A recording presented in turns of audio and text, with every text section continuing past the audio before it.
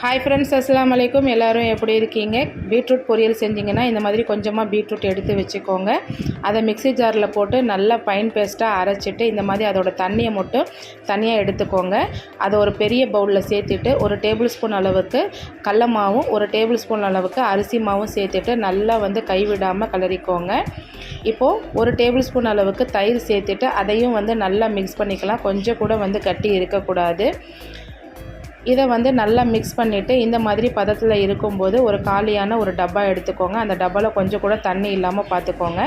டப்பாவில் ஸ்டோர் பண்ணிவிட்டு ஃப்ரீசரில் ஃப்ரீசருக்கு கீழே இருக்கிற கூல்பேட் இடத்துல ஸ்டோர் பண்ணி வச்சுக்கோங்க. 1 வீக் ஆனாலும் கெட்டு போகாது. இதை நம்ம நார்மலாக மூஞ்சில் அப்ளை பண்ணிகிட்டு இருக்கும்போது மூஞ்சி நல்லா ஷைனிங்காகவும் இருக்கும். கொஞ்சம் கூட பிம்பிள்ஸும் வராது. இதை ட்ரை பண்ணி பார்த்துட்டு எப்படி இருந்ததுன்னு எனக்கு கமெண்டில் ஷேர் பண்ணிக்கோங்க. இது நல்லாவே ஒரு ரிசல்ட் தரும். இன்ஷா அல்லாஹ் நெக்ஸ்ட் வீடியோவில் பார்க்கலாம். தேங்க்யூ.